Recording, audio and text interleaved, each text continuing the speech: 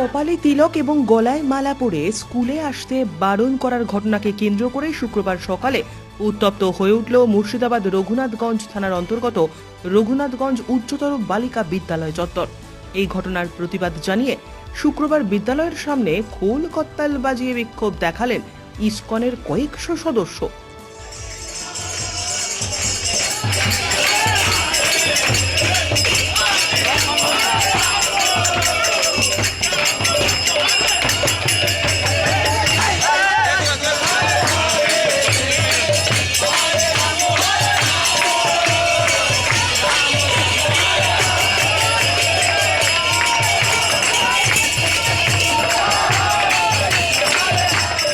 পরে স্কুল কর্তৃপক্ষ ওই ছাত্রীকে মাথায় তিলক ও গলায় ধর্মীয় মালা পরে আসার অনুমতি দিলে বিক্ষোভ তুলে নেন ইসকনের সদস্যরা। স্থানীয় সূত্রে জানা যায়, মুর্শিদাবাদের রঘুনাথগঞ্জ উচ্চতর বালিকা বিদ্যালয়ের অষ্টম শ্রেণীর ছাত্রী অনু মণ্ডলকে এবছর গরমের ছুটি শুরুর আগে ওই স্কুলের কয়েকজন শিক্ষিকা কপালে তিলক এবং গলায় মালা পরে স্কুলে আসতে বারণ করেন। তাদের বক্তব্য ছিল, অনুর এই আচরণ স্কুল পোশাকের সঙ্গে মানানসই নয়। গরমের ছুটির শেষে স্কুল শিক্ষিকাদের নির্দেশ অমান্য করে অনু ফের একইভাবে স্কুল পোশাকের সঙ্গে গলায় মালা এবং কপালে তিলক কেটে স্কুলে আসা শুরু করে। অনু মণ্ডলের কথায় স্কুল শিক্ষিকাদের কথা অমান্য করায় একজন শিক্ষিকা তাকে বকাবকি করেন।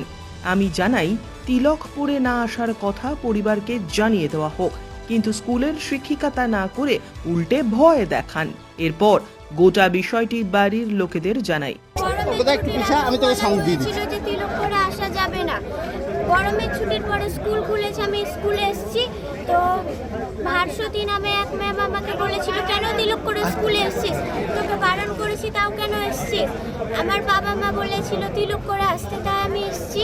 ম্যামকে বললাম যে কোন কারণে তিলক করে স্কুলে আসবো না, আর তিলক করে স্কুলে আসা যাবে না। ম্যামকে বলেছি এটা লিখিত করে সিগনেচার করে দিন, তো তখন ম্যাম সিগনেচার করে দিল না, আর বললো এটা কোনো কথা, অনেক রকম কথা বললো। আর ভয় আমার হাত পা কাঁপতে লেগেছে। প্রত্যেককে মিড ডে মিল খেতে বলা হয়েছে, কিন্তু আমি নিরামিষ হয় না, তাই আমি খাই না।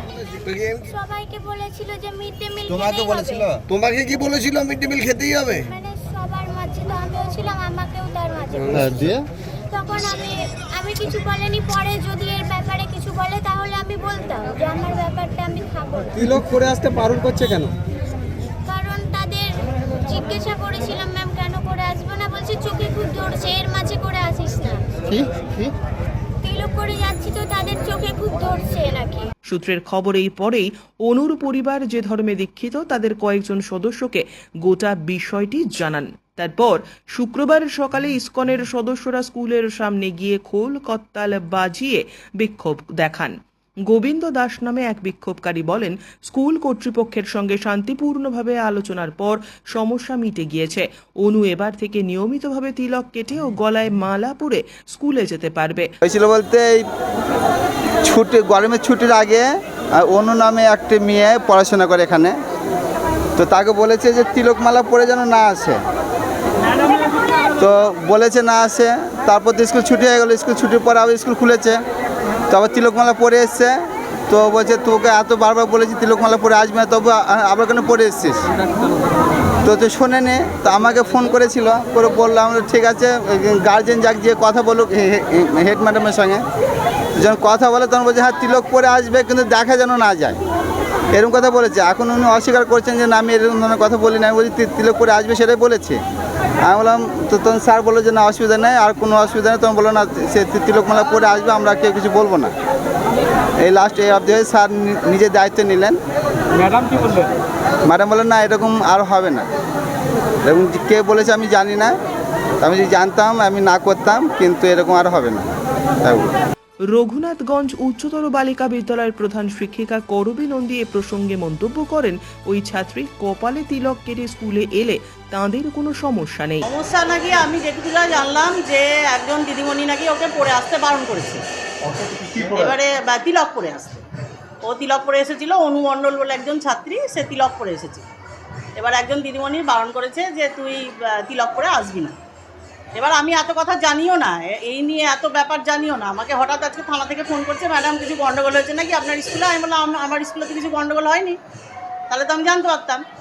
তো তারপরে এসে দেখছি যে মানে হঠাৎ করে ওইখানে মানে বেশ চেঁচামেচি হচ্ছে এবং কিছু লোক এলেন ভেতরে।